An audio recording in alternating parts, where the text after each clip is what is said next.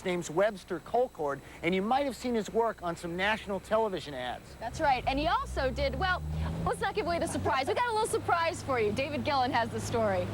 What Webster Colcord creates in the basement of his Portland home, millions of Americans will see in their living rooms. From his claymation commercials to his animated shorts, to his brand new film starring Good Evening's own co-hosts, Webster Colcord is a one-man movie studio, and he's created a cast of characters that could wig out a werewolf. The skeleton's fingers were too long, so I'm giving him a manicure. Webster has made more monsters than Dr. Frankenstein. Well, as a kid, let's see, it was the same thing. It was monster movies, and I read famous monsters of filmland. Webster's wacky work has wound up in animation festivals and on network TV. We'll be right back. His claymation clients have included CBS and Converse sneakers. My shoe! Cool. And all the work is done in Webster's basement. Talk about an underground artist. You know, when we're doing a spot for, like, the CBS things, I never actually met the people I was working for in Los Angeles. We did it all over the phone, so they don't know how old I am, and they don't know I do it all in the basement, so don't tell them. For the record, Webster is 26, but his animation career began when he was just a tyke. When I was 4 years old, I started drawing little sequential pictures on little index cards. And I asked my dad to film them, but he didn't have a motion picture camera at the time. So I ended up like moving on to like drawing in my field guide to insects, drawing little cartoons in the corners. Then, at the age of 18, Webster did this audition sculpture for Portland's Will Vinton Studios and became the youngest animator in company history. Based on the strength of the sculpture, I would like to think they hired me, and also because they could get me cheap.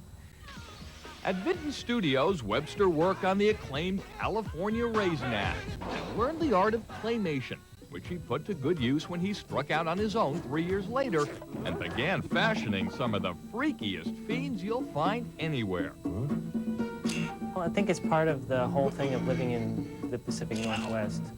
When you live around, like, all the rain and everything, there's just decay is like a natural part of living. So that's why all my characters, you know, end up... Webster's claymation commercials pay his bills, but he gets his kicks from cartoons.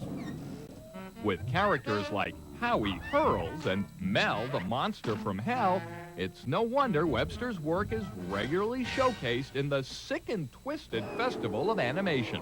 Mel, the monster from hell, is this large purple monster, and he wants to eat this little guy, except the guy is so frightened that he has bladder trouble, and the monster eats him anyway. Webster's latest cartoon creation is a superhero series called Extreme Man and Insane Boy, which he hopes to sell to MTV.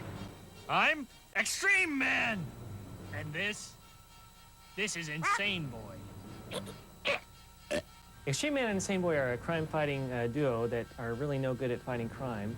Do we look like jokers to you? But with all of Webster's unconventional creations, we wanted to see how he would handle two truly offbeat characters. So we asked him to make a film starring Good Evening's own Ed Wyatt and Mary Alice Roscoe. Ed's about the gnarliest character I've ever drawn. Now, we warn you, this may not be for the faint of heart. But here it is, a Good Evening world premiere. Ed Gets Gnarly.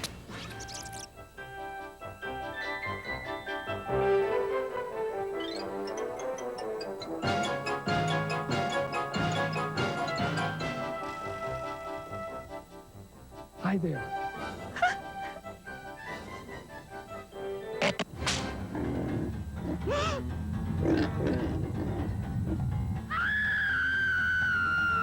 Ed Gets Gnarly may not be destined for a series, but from the looks of things, the basement productions of Webster Colcord seem destined to take him to the penthouse of his profession.